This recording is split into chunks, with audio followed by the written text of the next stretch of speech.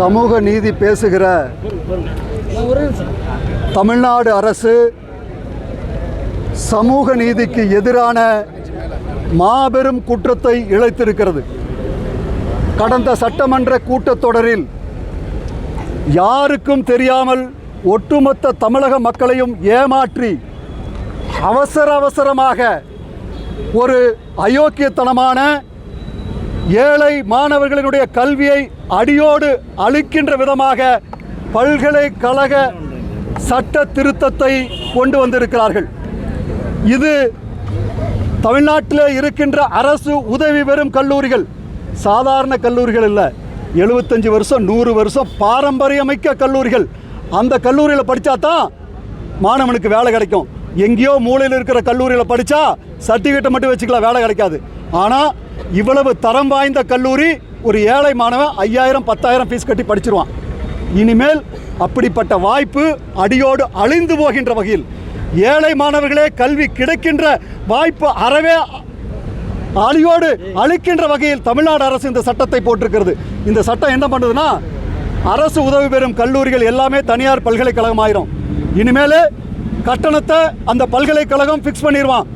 மாணவர் சேர்க்கை இப்போ 69% கவுன்சிலிங் வழியா தமிழ்நாட்டில் இருக்கக்கூடிய ஏழை மாணவர்கள் நல்லா படிக்கிறவன் கவுன்சிலிங் வழியாக உள்ளே வந்துடுவான். ஒரு PhD tech, CIT, Madurai Thiagaraya college, இந்த மாதிரி காலேஜில் உள்ளே போயிடுவான். இனிமேல் அப்படியான வாய்ப்பு கிடையாது. சென்னையில் இருக்கக்கூடிய arts and science college, Laila college, தமிழ்நாட்டினுடைய தலை சிறந்த கல்லூரிகளில் ஏழை மாணவன் குறைந்த கட்டணத்தில் சேர முடியும். கட்டணம் மட்டுமில்லை, அந்த கல்லூரியில் சேரவே இனிமேல் முடியாது அப்படிங்கிற ஒரு சூழ்நிலையை தமிழ்நாடு அரசு ஏற்படுத்தி இருக்கிறது. இது தமிழ்நாட்டிலே உள்ள ஒவ்வொரு ஏழை மாணவனுக்கும் அவனுடைய அடிவயிற்றில் அடித்த மாதிரி ஒரு சட்டத்தை நிறைவேற்றி இருக்கிறார்கள். தமிழ்நாட்டினுடைய முதலமைச்சர் உடனடியாக இந்த சட்டத்தை திரும்ப பெற வேண்டும். கோவி செழியன் கல்வி அமைச்சர் என்ன சொல்லியிருக்காரு? கல்வி வளர்ச்சிக்கு, ஆராய்ச்சி வளர்ச்சிக்கு. முட்டாள் அமைச்சர் அவர்களே, கல்வி வளர்ச்சியா? இதுவரை இந்தியாவில் எந்த தனியார் கல்லூரி ஆராய்ச்சியிலே, பல்கலைக்கழகம் ஆராய்ச்சியிலே சிறந்திருக்கிறார்கள்? எங்களை எல்லாம் ஏமாத்தாதீங்க. எந்த அறிவியல் வளர்ச்சியும் கிடையாது, எந்த கல்வி வளர்ச்சியும் கிடையாது. தனியார் பல்கலைக்கழகம், தனியாரினுடைய பணத்தை பெருக்குவதற்காக நீங்கள் இந்த சட்டத்தை கொண்டு வந்திருக்கிறீர்கள். எத்தனை கல்லூரியில் எத்தனை பணத்தை நீங்கள் எதிர்பார்த்து காத்திருக்கிறீர்கள் என்பது தமிழ்நாட்டு மக்களுக்கு புரிந்து போய் கொண்டிருக்கின்றது. ஆதலால் தமிழ்நாட்டினுடைய முதலமைச்சர் அவர்களே, மிகப்பெரிய அபாயத்தை நீங்கள் தொட்டிருக்கிறீர்கள். மாணவர்கள் பெரும் திரளாக கூடி மிகப்பெரிய அளவில் போராட்டத்தை நடத்த இருக்கிறார்கள். இந்த சட்டத்தை நீங்கள் அடியோடு ரத்து செய்ய வேண்டும், வாபஸ் பெற வேண்டும் என்று இங்கே நாங்கள் மறுமலர்ச்சி மக்கள் இயக்கம் சார்பாக கூடியிருக்கிறோம். எங்களோடு பல்கலைக்கழக ஆசிரியர் சங்கத்தினுடைய ஆசிரியர்கள், பேராசிரியர்கள், மாணவ செல்வங்கள் அனைவரும் இந்த கூட்டத்திலே கலந்து கொண்டிருக்கின்றோம். கோயம்புத்தூரிலே ஒரு நெருப்பை பற்ற வைத்திருக்கின்றோம். இந்த நெருப்பு நாளை சென்னையிலே பிடிக்கும், திருச்சியிலே பிடிக்கும், சேலத்திலே பிடிக்கும், திருநெல்வேலியிலே பிடிக்கும்.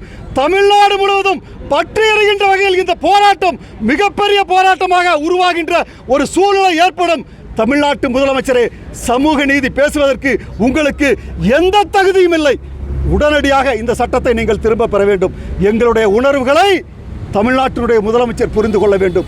இது எங்களுடைய உணர்வல்ல, சாதாரண படிக்க வசதி இல்லாத ஒரு ஏழை மாணவனுடைய உணர்வுகளை நாங்கள் வெளிப்படுத்துகிறோம். இதோ ஆயிரக்கணக்கிலே பேராசிரியர்கள் இங்கே வந்திருக்கிறார்கள். எல்லோருடைய கருத்தும் ஆதங்கத்தோடு, எங்களுக்கு ஒன்றும் பிரச்சனை இல்லை, நாங்கள் சம்பளம் வாங்கிட்டு போயிடுவோம். ஆனால் எதிர்காலத்தில் இந்த மாணவ செல்வங்கள் சாதாரண கட்டணத்தில் படிக்கக்கூடிய வாய்ப்பு போய்விடுகிறது என்ற ஆதங்கத்தோடு இங்கே வந்திருக்கிறார்கள். பேராசிரியர்கள் வந்திருக்கிறார்கள், மாணவ செல்வங்கள் வந்திருக்கிறார்கள். தமிழ்நாட்டு முதலமைச்சர் இதை புரிந்து கொள்ள வேண்டும். இந்த போராட்டத்தை தீவிரப்படுத்தாமல் உடனடியாக எங்களுக்கு ஒரு பதில் சொல்ல வேண்டும் என்று தமிழ்நாட்டு முதலமைச்சரை நாங்கள் கேட்டுக்கொள்கின்றோம்.